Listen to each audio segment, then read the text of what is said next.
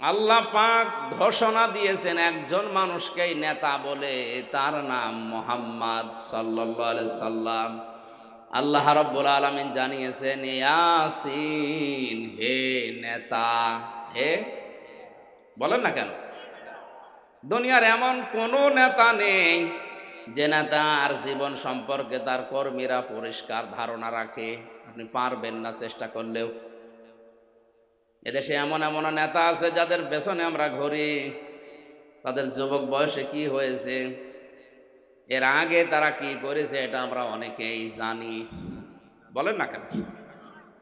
সে যে দলের লোকই হোক, এই একজন শুধু মানুষ যার সম্পর্কে আল্লাহ কোরআনে কারিমে আয়াত নাযিল করে জানিয়েছেন, ওয়া ইন্নাকা লাআলা খুলুকিন আযীম। হে নবী, আপনি মহান চরিত্রের ওপরে প্রতিষ্ঠিত। আযীম শব্দ আল্লাহ দুনিয়ায় কারো নামের আগে পড়ে দেন। হযরতে ঈসা ইসমাইল নবী আলাইহিস সালামকে আল্লাহ একবার ডাক দিয়েছিলেন গোলামিন হালিম, আমার ধৈর্যশীল বান্দা। ইসহাক নবীকে আল্লাহ একবার ডাক দিয়েছিলেন গোলামিন আলিম, আমার জ্ঞানী বান্দা। আর বিশ্ব নবীকে আল্লাহ এমন নাম দিয়েছেন খুলুকিন আযীম, আমার মহান বান্দা। এত বড় বিশাল চরিত্র তাকে দিয়েছি, কিয়ামত পর্যন্ত মানুষ শুধু অনুসরণই করবে, এর কুল কিনারা পাবে না। কোন চওড়া জিনিস যদি কেউ মাপতে চায়, কোন গভীর জিনিস যদি কেউ মাপতে চায়, প্রত্যেকটি মাপার আলাদা আলাদা যন্ত্র আছে। নবীজির চরিত্র আল্লাহ এমন পুত পবিত্র মহান বলে ঘোষণা দিয়েছেন আযীম দিয়ে, কিয়ামত পর্যন্ত দুনিয়ার সব মানুষ মিলে যদি গবেষণা করে, নবীর চরিত্রর কুল কিনারা পাওয়া যাবে না।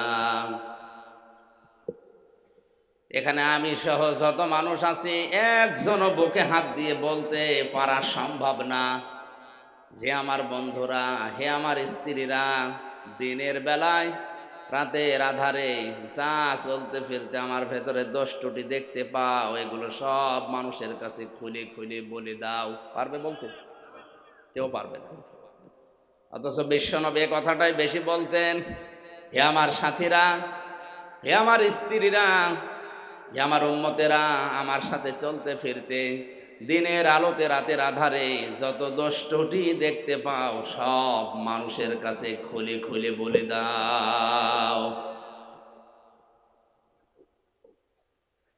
এই নবীকে আল্লাহ ইয়াসিন বলে ডাক দেওয়ার কারণ হচ্ছে, সিন মানে সাজ্জিদুল আলামিন, সিন মানে সাজ্জিদুল বাশার, সিন মানে সাজ্জিদুল কাওনাইন, সিন মানে সাজ্জিদুল আম্বিয়া, সিন মানে সাজ্জিদুল মুরসালিন। জোরে বলেন আল্লাহু আকবার।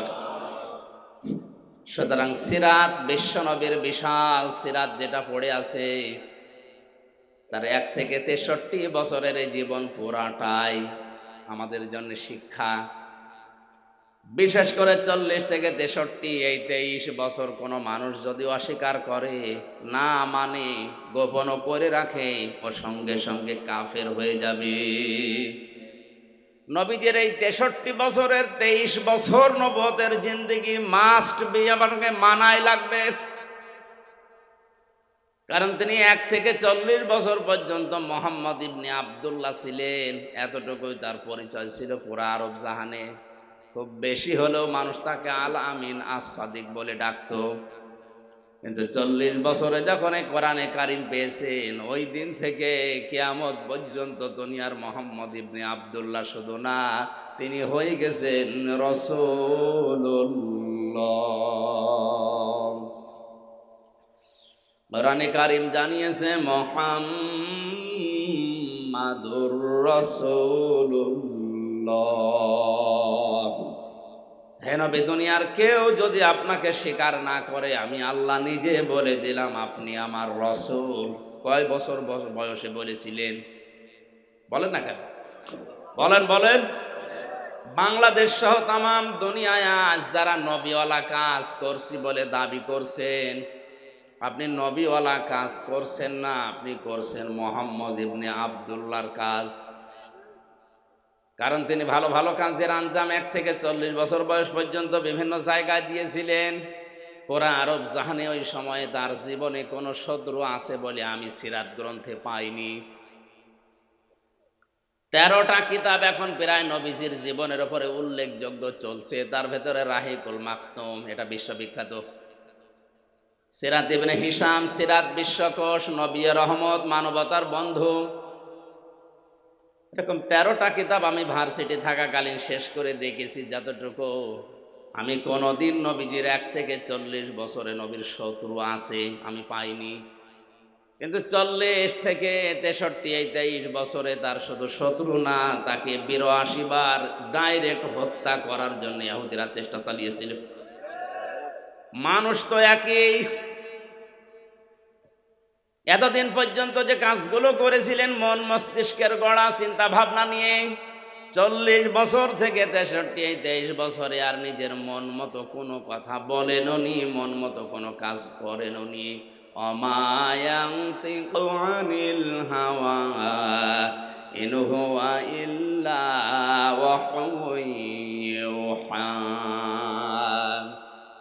আমার নবী মন থেকে নিজের বানিয়ে কোনো কথা বলে না। নবী যেটা বলে সেটা ওহী, আমি যেটা নবীকে জিবরাইল দিয়ে বলতে বলি ওইটাই বলেন। এখানে আলেম যারা আছে তাদেরকে আবার বলছে, কোরআনে কারিমের সূরা হাক্কাতের ভেতরে আল্লাহ রাব্বুল আলামিন জানিয়েছেন, আমার নবী যদি মন থেকে বানিয়ে বানিয়ে কোনো কথা বলতো আর যত জনগণের কাছে বলতো যে এইটাও আল্লাহ বলেছে, আমার নবীর ডান হাত আমি চেপে ধরতাম, কণ্ঠ নালী কেটে ফেলে দিতাম।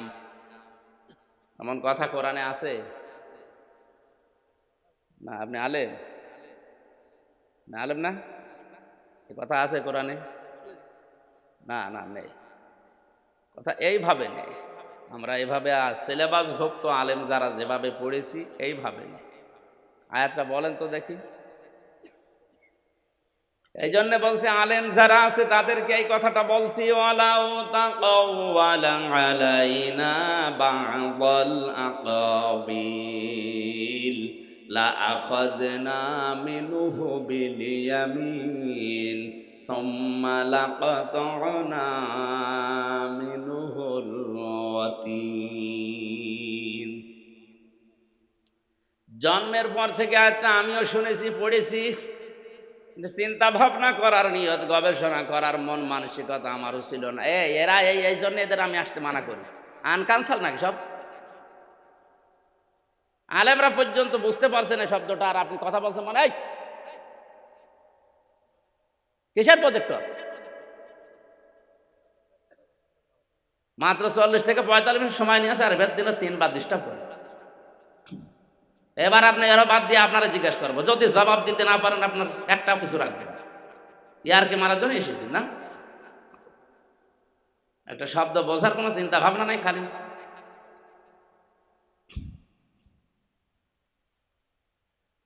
চকরিয়াবাসী খুব খেয়াল করে শুনবেন। এই হাদিসটা আমি বহুবার বলেছি, কোরআনের কোন শব্দ নিয়ে কেউ যদি চিন্তা ভাবনা করে ও যদি নাও বোঝে, তাও 500 রাকাত নফল নামাজের সওয়াব হয়। এমনি এমনি আল্লাহ দিয়ে দেবে না। আমিও সিলেবাস ভুক্ত আলেম শেষ করেছে, ওনারাও দেখেন বলতে পারছে না, ভুল বলছে। আমি ওইভাবেই বলতাম, আমি ওই জায়গায় বসলাম ওইটাই বলতাম। এই যে লা খাজনা মিনহু বিল ইয়ামিন, বা মানে দ্বারা, দিয়ে, কর্তৃক, প্রায় 33টা অর্থ আছে বায়ের। আল্লাহ তাআলা নিজে ধরতেন নবীজিকে তার ডান হাত দিয়ে। আল্লাহ তাআলা এখানে বিলিয়ামিন দিয়েছেন, বিশিমাল দেননি যে আমি বাম হাত দিয়ে ধরতাম। আমরা শব্দ কি বলেছি বলেন তো?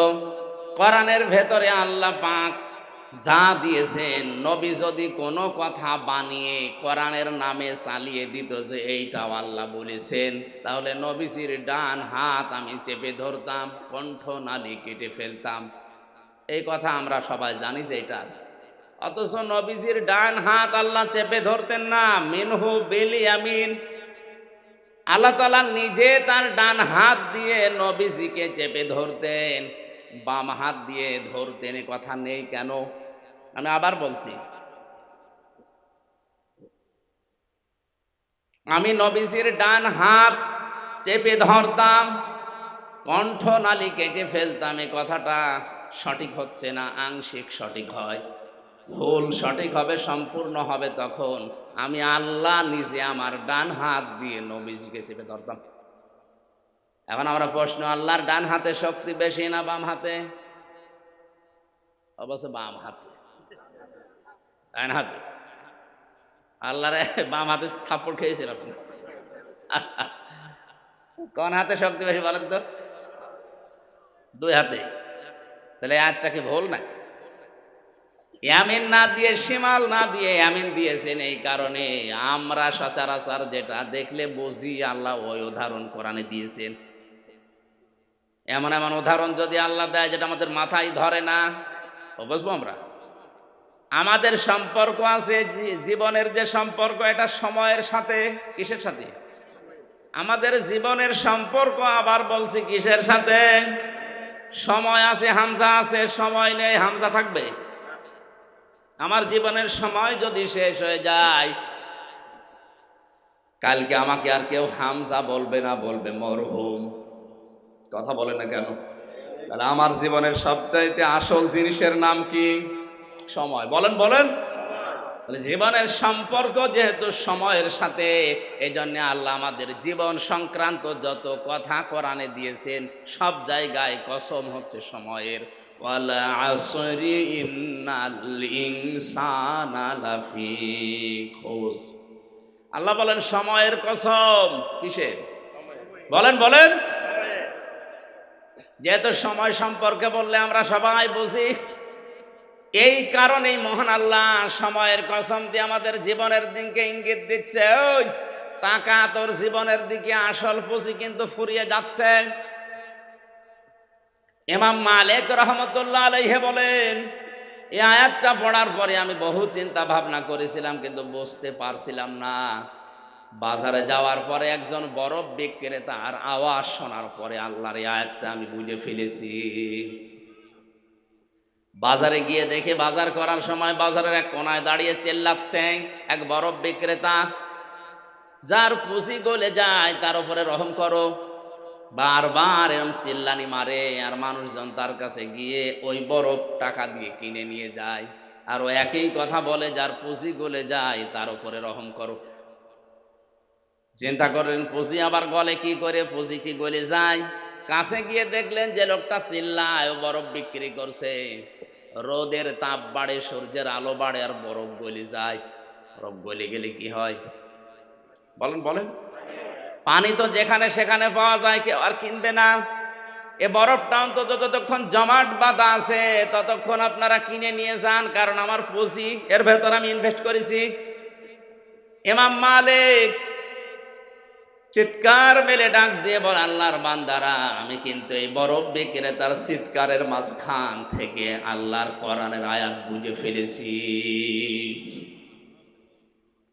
তার যেমন একটা পুঁজি ছিল খাটিয়েছে বরফের ভেতরে, আমারও একটা পুঁজি আছে, নাম তার হায়াত। নাম কি? আমার এই হায়াতটা আসলে আল্লাহকে দেখানোর মতো হায়াত কিনা, এটা তো গলে শেষ হয়ে যাচ্ছে। দিন যায় আমার হায়াত শেষ হয়ে যায়। আমি বোঝাতে চাচ্ছিলাম মানুষের জীবন সংক্রান্ত সম্পর্কগুলো সব সময়ের সাথে। এই জন্য জীবনের কথা বলতে গিয়ে আল্লাহ কসমও দিয়েছেন কিসের? এখানে আল্লাহ আমাদেরকে ডান হাত বাম হাত দিয়ে বুঝিয়েছেন। ডান হাত এই কারণে, কারণ আমরা সচরাচর জানি যে বাম হাতের চাইতে আমাদের অন্তত ডান হাতে শক্তি।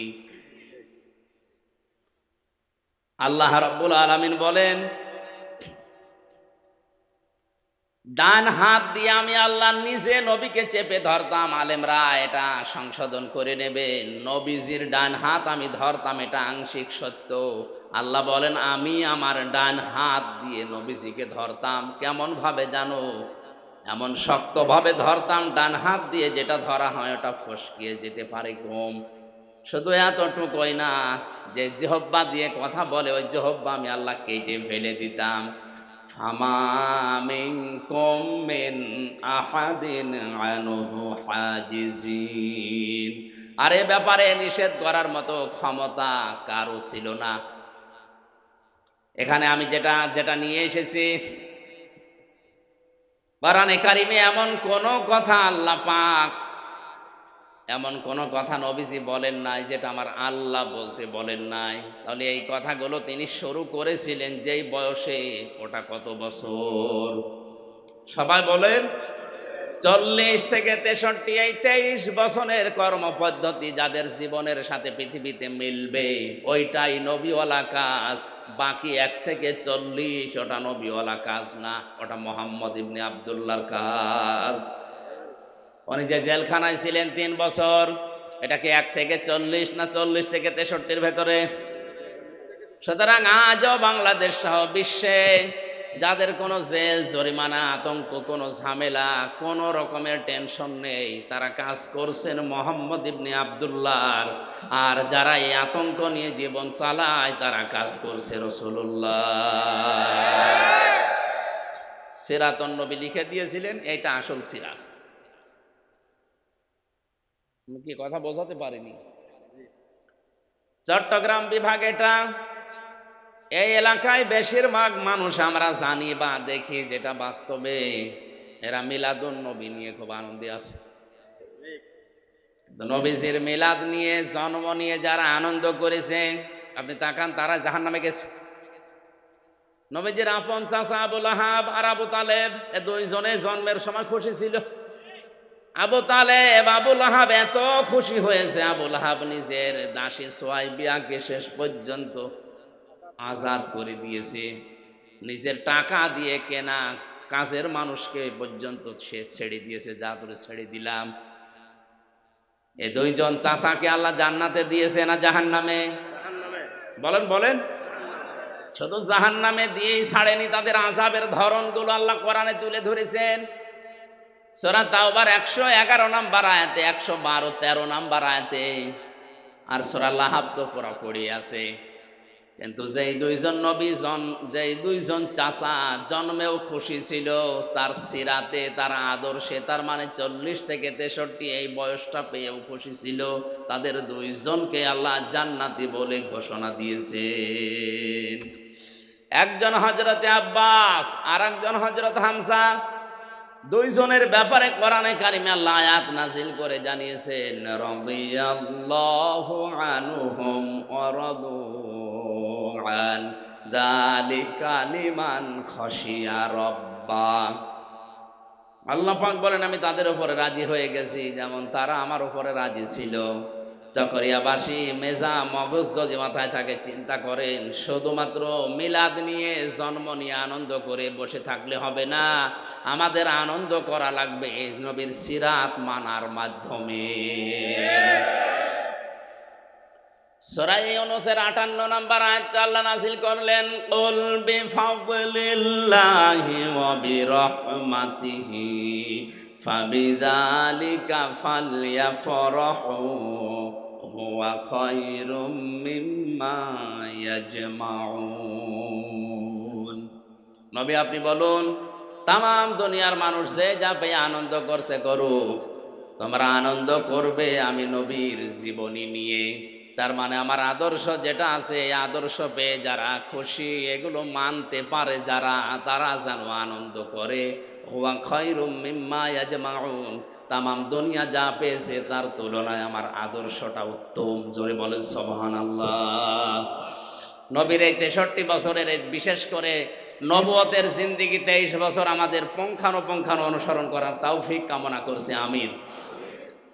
কোরআনে কারিমের সূরা বাকারা 181 নম্বর আয়াতটা আমরা পড়েছি। 3টা ভাগ আছে আয়াতের ভেতরে, আমরা আলোচনা তাফসীর আকারে করব ইনশাআল্লাহ। জবান খুলে পড়েন, আউযু বিল্লাহি মিনাশ শাইতানির রাজিম, বিসমিল্লাহির রহমানির রহিম।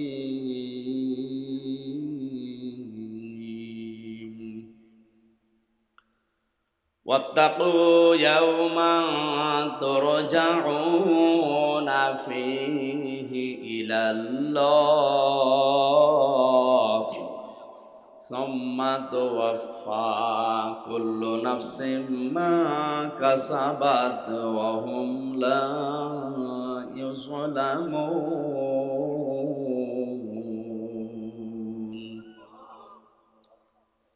আল্লাহ রাব্বুল আলামিন বলেন, যেদিন তোমরা আল্লাহর দিকে ফিরে আসবে সেদিনের অপমান ও বিপদ থেকে বাঁচার চেষ্টা করো।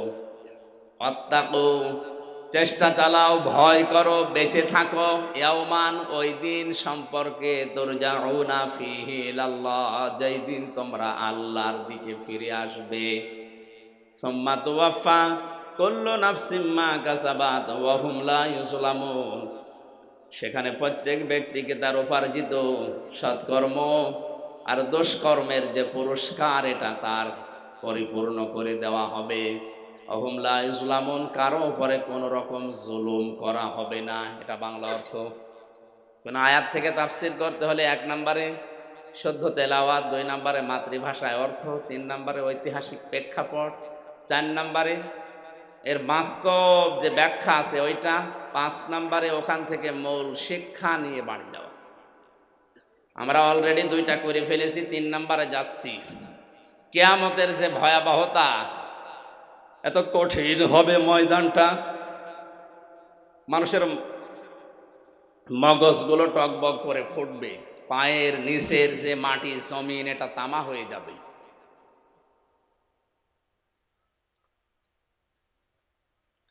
আল্লাহ রাব্বুল আলামিন সূরা মুজাম্মিলের ভেতরে জানিয়েছেন, কিয়ামতে এমন কঠিন অবস্থা আমি তৈরি করব, যুবক মানুষ বৃদ্ধ হয়ে যাবে।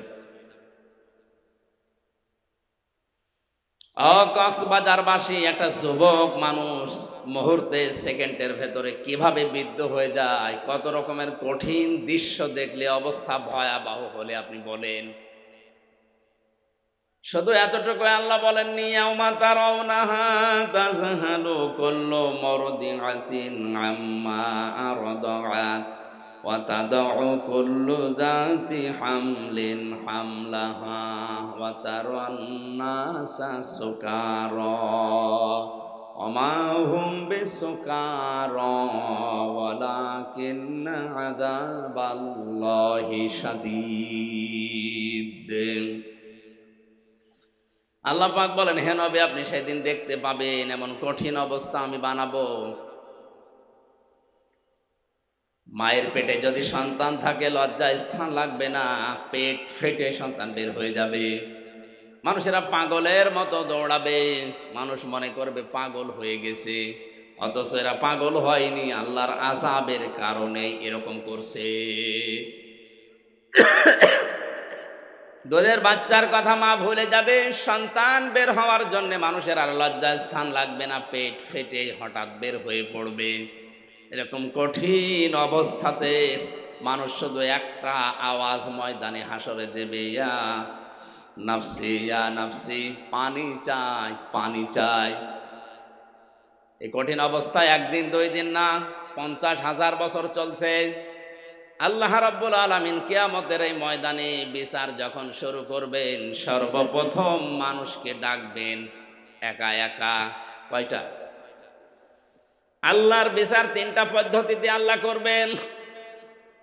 সর্বপ্রথমই মানুষকে ডাকবে তার সামনে একা একা 5টা প্রশ্ন করার জন্যে। আজ বাংলাদেশ সহ ভারত আর পাকিস্তানে অনেক পীর নামে কলঙ্ক, এরা হারামজাদার চাইতেও খারাপ। এরা এমন এমন কথা ছড়িয়েছে মানুষের ভেতরে, কিয়ামতে আমার দাদা যান আমার বাবা যান জাহাজ নিয়ে আসবে, লক্ষ লক্ষ মরিদ নিয়ে আসবে। কে বলেছে আপনাকে? নবীরা পর্যন্ত যেখানে ইয়া নফসি করে কুল পাবে না, আমাদের নবী 50,000 বছর পড়ে আছে সেজদায় আরশের নিচে, মাথা তোলার সাহস পাচ্ছে না। আর আপনি লক্ষ লক্ষ মরিদ নিয়ে আসবেন, এ কথা মানুষকে শোনান, আর এরা তো আন্দাজে হায় হতাশ করে বসে আছে যে অসুবিধা নেই, বাবা আছে। এটা কোরআন বিরোধী কথা। সূরা মারিয়াম 16 নম্বর পারা 10 নম্বর পৃষ্ঠা 15 নম্বর লাইনের 95 নম্বর আয়াত, ওয়াকুল্লুহুম আতিহি ইয়াউমাল কিয়ামাতি ফারদা কিয়ামতের দিন প্রতিটি মানুষকে আল্লাহ তার নিজের কাছে ডাকবেন স্রেফ একা একা। কয়জন করি? বলেন বলেন। সুতরাং এটা যারা ছড়িয়েছে এক এক পীর 40,000 80,000 মুরিদ নিয়ে আসবে, এটা সত্য কথা না মিথ্যা কথা? ওরা বানোয়াট মিথ্যা কথা। এটা কেউ যদি বলে যে কিয়ামতে আল্লাহর গাউস আল্লাহর কুতুবেরা জাহাজ নিয়ে আসবে, জাহাজ চলবে কি করে? ওটা তো তামার ময়দান, পানি পাবেন কোথায়? আন্দাজে এক কথা বলে দেয়, আর মানুষও মনে করে না হতেও পারে। আরে কোরআন বলছে মানুষ একা একা আসবে, আপনি কোথায় পেয়েছেন কিয়ামতে কোটি কোটি মানুষ এক জায়গায় হয়ে আপনার আল্লাহর কাছে দাঁড়াবে? প্রত্যেকটি মানুষ বিচারের জন্য যাবে কয়জন করি? দ্বিতীয় সিস্টেমে যাবে এবার আর একা না, এবার ইয়াউমা নাদউ কুল্লা উনাসিম বিইমামিহিম, প্রতিটি মানুষকে এবার আল্লাহ ডাকবেন তার নেতার সাথে, তার অভিভাবকের সাথে। যার নেতৃত্ব মেলে দুনিয়ায় চলতো, যার আদর্শ মেনে চলতো, আগে ওই লোকটাকে ডাকবে, এরপরে ডাকবে ওই কর্মীকে। চকরিয়াবাসী কোরআনার হাত দিয়ে সত্যি কথা বলছি, আপনি বুকে হাত দিয়ে বলেন, যার পেছনে চলেন এই লোকটা যদি কিয়ামতে আপনার সামনে দাঁড়ায়, আল্লাহ যদি ওর দিকে তাকায়, আল্লাহর এমনিতে রাগ হয়ে যাবে। কারণ ওর পুরা শরীরের ভেতরে ইসলাম নেই। ও এমন জীবন বানিয়েছে রাত 12টার পরে ঠিক মতো পা পড়ে না মাটিতে, তাল গাছ ধাক্কা দিয়ে বলে বরবাদ সাইড দে। এরকম মানুষ দেশ নেই। আপনি তার পেছনে স্লোগান দিয়েছেন, তার চরিত্র ফুলের মতো পবিত্র বলেছেন, কিয়ামতে ওই লোকটা আগে আসবে, এরপরে আপনি যাবেন তার পেছনে। তো ওরে দেখেই তো আল্লাহর রাগ হয়ে যাবে আগেই, তা আপনার দিকে তাকাবে কি? তোর নেতাই যদি এরকম হয়, তুই 3 নাম্বার। দ্বিতীয় নম্বরে এবার আর আল্লাহ একানা, পদ্ধতি হচ্ছে সবাইকে মাহশারে হাজির করে আল্লাহ বিচার আরম্ভ করবে। তাহলে পদ্ধতি কয়টা বললাম? সর্বপ্রথম পদ্ধতি কি? কোটি কোটি মানুষ একবারে আসবে, কোন পীরের সাথে মানুষ থাকবে? কয়জন করে যাবে? কোন সূরা এটা? মারিয়ম। বলেন মারিয়ম। 16 নম্বর পারা, 10 নম্বর পৃষ্ঠা, 15 নম্বর লাইনের 95 নম্বর আয়াত। যত তাফসীর বাংলাদেশে আছে দেখেন, প্রত্যেক তাফসীরের ব্যাখ্যা এটাই আছে। এরপরেও যদি কারো রাগ হয় যে তোমার বাবার বিরুদ্ধে বললো, আমার মনে হয় কপাল নষ্ট হয়ে গেছে, আমি তো আপনার বাবাকে চিনি না, কিভাবে বলবো? যেগুলো বাস্তবে দেখছি এগুলোর সাথে মিলিয়ে বললাম। এবার আসেন, ইয়াউমান তুরজাউনা ফীহি ইলাল্লাহ, তোমরা সবাই ফিরে যাবে কার দিকে? আল্লাহর কাছে। মানুষ যখন ফিরে যাবে, আল্লাহর বিচার পদ্ধতি এবার হবে 3 ধরনের। কয় ধরনের? আল্লাহর বিচার পদ্ধতিতে প্রথম বিচারে আল্লাহ অবিচার করে না। এ কথা বলেন বলেন।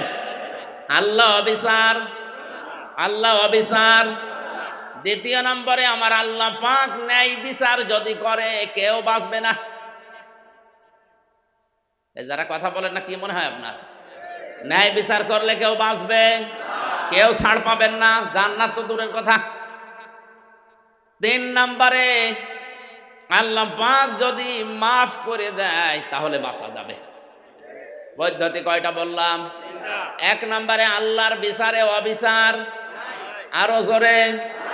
আল্লাহর বিচারে অবিচার নেই, ওটা তো জানি আমরা সবাই যে নেই। বাস্তবে সব জায়গায় আপনি মিলান, এত ব্যাখ্যা দিতে গেলে সময় শেষ হয়ে যাবে, এই জন্য আমি খুব তাড়াতাড়ি করছি। দ্বিতীয় নম্বরে আল্লাহ পাক যদি ন্যায় বিচার কারো সাথে করে, ও ধরা খাবে।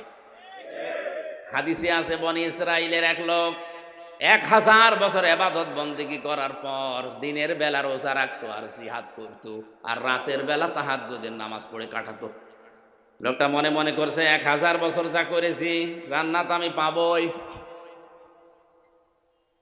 স্বপ্নে দেখছে মারা গেছে, কিয়ামত কায়েম হয়ে গেছে। আল্লাহ রাব্বুল আলামিন বিচারের ময়দানে তাকে ডাক দিয়ে বলছে, বান্দা তোর জীবনের ওপর আমি খুশি, যা তুই জান্নাতে চলে যা।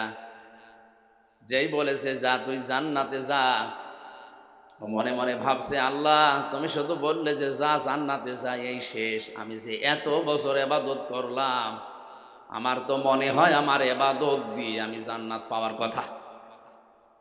আল্লাহ মনের ভাষা বোঝে না, ইন্নাল্লাহা আলিমুম বিযাতিস সুদূর, মানুষের মনের ভেতরে কেউ কি ঝুঁকি দেয় এটা পর্যন্ত আল্লাহ জানেন। মানুষের চোখের ভেতরে কি খেয়ানত করে এটা পর্যন্ত আল্লাহ টের পায়। এই কথা বলা লাগবে, কথাটা নরম ভাষায় বলছে এই জন্য আপনি ঠিক বলছেন না।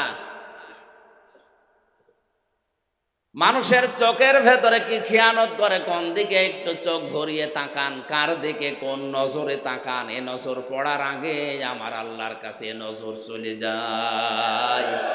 এটা যদি ঠিক বলে সামিয়ানার নিচে বিশ্বাস করে বলেন যে আল্লাহ আমার চোখের নজরও জানে, তাহলে বেগম পাড়ায় বাড়ি বানালে জানে না?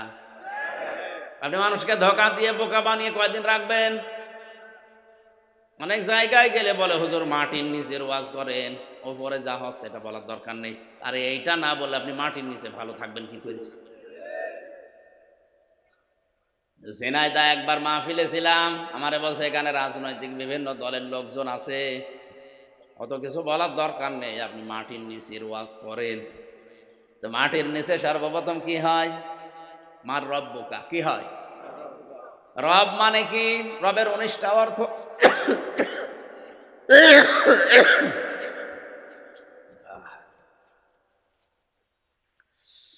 19টা অর্থ পেয়েছি আমি রবের, সামারাইজ করে 5টা বলছি। 1 নম্বরে রব মানে আইন দাতা। কি?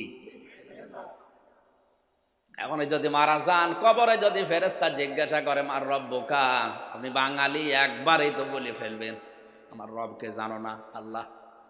ফেরেশতা অত বোকা না, ডাক দিয়ে বলবে আল্লাহর বান্দা, বাংলাদেশে বাড়ি, একবারে রব আল্লাহ বলে ফেললে, তোমার দেশে আল্লাহর আইন কয়টা ছিল বলো দেখি? এই কোরআনে শরীয়তের বিধান আছে 500 আইন। কয়টা? আরো জোরে বলেন। একটাও আমাদের দেশে চলে না। আপনি কি করে বলবেন যে রব্বি আল্লাহ? প্রথমেই ধরা খাওয়া লাগবে। দ্বিতীয় নম্বর তো আরো কঠিন, আর 3 নাম্বারটা আরো কঠিন। তাড়াতাড়ি উনি এসে বলছে হুজুর মাটির নিচের ওয়াজ দরকার নেই, উপরের ওয়াজ করে। উপরের ওয়াজ কি? উপরে গেলে তো আরো ঝামেলা, যেখানে নিয়ে যাবেন ওই জায়গায় ঝামেলা হবে। আপনি যদি আমার হাসরের ময়দানে না পুলসিরাতের ঘাটে নিয়ে যান, ওইটা আর এক ঝামেলা। পুলসিরাতের আয়াত আছে 71-72 নাম্বার আয়াত সূরা মরিয়মের বিস্তারিত ব্যাখ্যা যদি কোনোদিন আসি। এদিকে আমার মনে হয় যে 6 রমজান একটা মাহফিল আছে চকরিয়া বাজারে, এখানে যদি আসি, এখনো দাওয়াতটা আমি কনফার্ম করি না, আসলে পুলসিরাতের ওপরে আমি কথা বলবো। অনেক মানুষের ভুল ধারণা আছে এই পুলসিরাত নিয়ে, আমি ক্লিয়ার করব। 1 ঘন্টা কথা যদি ওখানে বলি ইনশাল্লাহ দেখব। আজকের আয়াতটা শেষ করছি। আল্লাহর বিচারে অবিচার নেই। 2 নম্বরে আল্লাহ ন্যায় বিচার করলে যে মানুষ বাঁচতে পারবে না, এই বনি ইসরায়েলের লোকটা মনে মনে যে সিদ্ধান্ত নিয়েছে আমার ইবাদত দিয়েই তো আমার জান্নাত দেওয়ার কথা, আল্লাহ পাক বুঝে ফেলেছেন। ফেরেশতাকে বলে ফেরেশতা, এর মনের কি কামনা বাসনা আমি বুঝতে পেরেছি। এর একটু জাহান্নামে যে জায়গায় গরম ওঠে ওই জায়গার পাশ দিয়ে ঘোরা, যেখানে খুব বেশি গরম ওই জায়গার পাশ দিয়ে ঘুরিয়ে নিয়ে এসেছে। কাছে যাওয়ার পরে পিপাসায় কলিজা ফেটে যায়, ডাক দিয়ে বলে আল্লাহর ফেরেশতারা আমি আর বাঁচতে পারি না, আমারে পানি দেন। ফেরেশতারা বলে দুনিয়া না, এটা কিয়ামতের ময়দান, মাগনা পানি এখানে দেওয়া যাবে না। যদি পানি পেতে চাও তোমার জীবনের 500 বছরের ইবাদত দেওয়া লাগবে। মানুষ যখন অস্থির হয়ে পড়ে তখন তার দিক দাঁড়া ঠিক থাকে। ডাক দিয়ে বলে আল্লাহর বান্দারা, আল্লাহর ফেরেশতারা আমি কি করব, নেকি দিয়ে আমার জীবনই বাঁচে না। ঠিক আছে দিয়ে দিলাম, আতঙ্কে বলে ফেলেছে। 1 গ্লাস পানি যখন ভেতরে ঢুকিয়েছে, পানি ভেতরে গেলে কিসের চাপ দেয়? প্রসাবে। কিসের? এবার প্রসাব যখন লেগেছে বলছে ফেরেশতারা আমার একটু জায়গা করে দাও। জায়গা দেওয়া যাবে না, জায়গা করে দিতে পারি, বাকি 500 বছরের নেক আমল দেওয়া লাগবে। বলে দিয়ে দিলাম, আগে ঢেকে দাও। জায়গা দিয়েছে। প্রসাব করার পরে আল্লাহ পাক ডাক দিয়ে বলে আল্লাহর বান্দা, হে আমার বান্দা, 1 গ্লাস পানি ভেতরে ঢোকালে আর 1 গ্লাস পানি বের করে দিলে, এতেই তুমি 1000 বছরের ইবাদত দিয়ে দিয়েছো। এখন তোমার যদি কিছু থাকে সেটা নিয়ে বাকি জান্নাতে যাও। কিয়ামতের সত্যিই যদি আল্লাহ কারো বিচার করা আরম্ভ করে, কেউ ছাড় পাবে না, কেউ বাঁচতেও পারবে না। আল্লাহর কাছ থেকে বাঁচার একটা উপায় আছে, সেটা হচ্ছে আল্লাহ যদি কাউকে মাফ করে দেন। কাবা শরীফ তাওয়াফ করার সময় ষষ্ঠ চক্করে যখন মানুষ দেয়, এই সময় আল্লাহর কাছে একটা দোয়া করা লাগে। অনেক হাজি মৌলিক বিষয়গুলোই তো জানে না, মানেও না, তে দোয়া পড়বে কখন? এই দোয়ার ভেতরে বলা হচ্ছে, রব্বুল আলামিন, আমি তোমার বান্দা, তুমি আমার মালিক। তোমার ঘরের সামনে এসে আমার এটা মনে হচ্ছে যে আমি যা যা তোমার কাছে পাবো তুমি সব আমাকে দিয়েছো।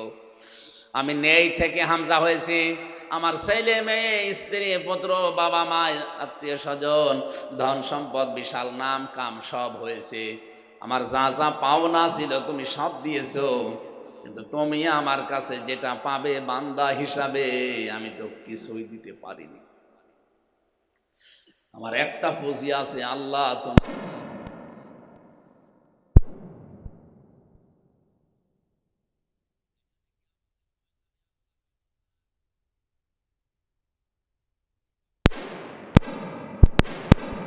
বিচার।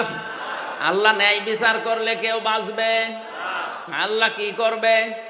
ক্ষমা। বলেন বলেন, যদি ক্ষমা করে দেয় তাহলে বাঁচা যাবে। আল্লাহ ওই কঠিন দিন সম্পর্কে বলেন, এমন মানুষও আসবে অপমান হয়ে, এমন মানুষ আসবে সম্মান নিয়ে।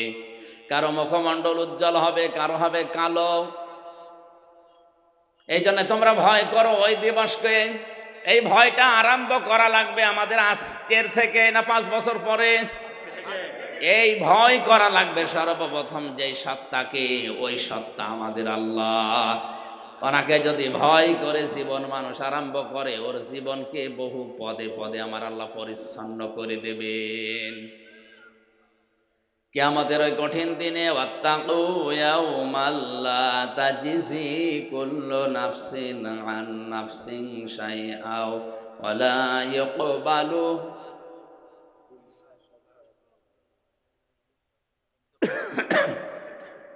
মিনহা শাফাআতুন ওয়া লা ইউখাযু মিনহা আদলুন ওয়া লা হুম ইনসারুন।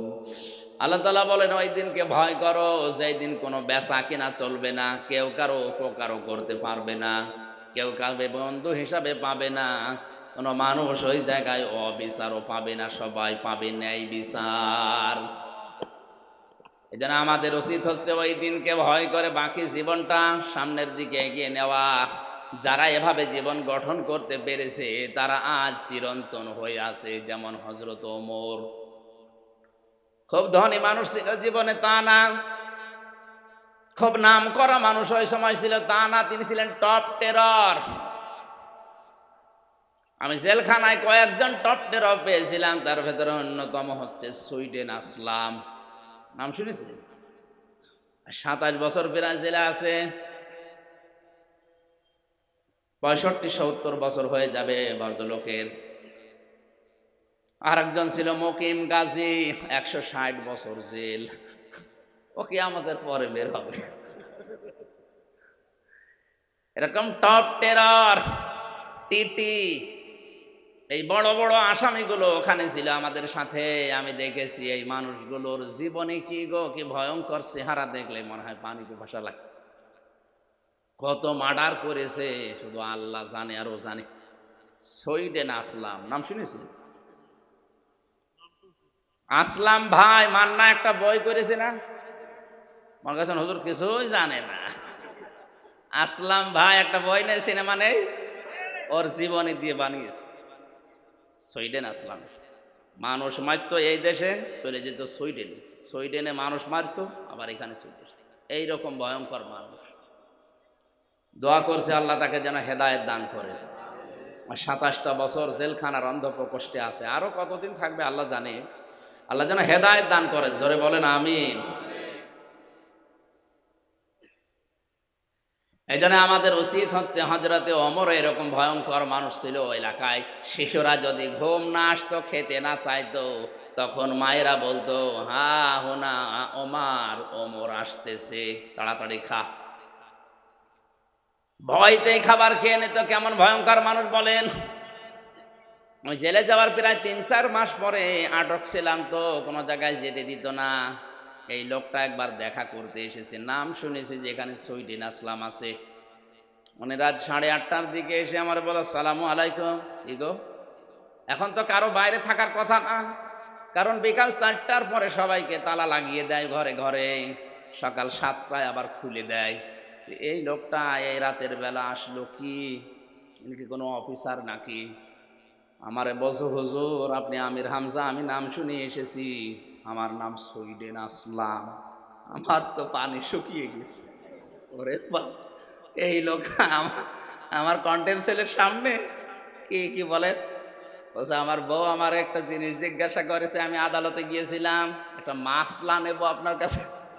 মাসলা? কোনো অসুবিধা নেই, আপনি কি মাসলা নেবেন, যত মাসলা নেবেন বসে, সব মাসলা বলছে। চেহারা ওই দিন প্রথম দেখলাম, ওরে মানুষ যে এরকম ভয়ঙ্কর হয়, ওরে বাবা। তাও তো তখন প্রায় 2.5 বছর আগে। এখন মুরব্বী হয়ে গেছে, প্রায় এক পা প্যারালাইজড হয়ে গেছে, এখন বেশি নড়তেও পারে না। আমরা হযরতে ওমর এই কিয়ামতের বিশ্বাস, আল্লাহর ভয় নিয়ে যখন আরম্ভ করেছিলেন, তার জীবনে এত বেশি পরিবর্তন হয়েছিল, তিনি জিরো থেকে হিরো হয়ে গিয়েছিলেন। আল্লাহ পাক বলেন, আত্তাকু, ভয় করো। কাকে? আল্লাহর ভয় মানুষের ভেতরে আসলে জীবন যে পরিচ্ছন্ন হয়, সুখে থাক দুঃখে থাক, তার বাস্তব উদাহরণ গোয়ালিনীর মেয়ে। এক কথা বলি, সারা জীবন শুধু শুনেছি, জীবনে একটু মেলাতে পারি না। আব্দুল কাদের জেলানির কথা শুনে বিভিন্ন জায়গায় বছরে বছরে অনুষ্ঠান করা হয়, অথচ তার বাবা তার মা যে ভয় করে জীবন চালিয়েছে, ইতিহাস হয়ে আছে, ওখান থেকে কিছু নিতে পারি না।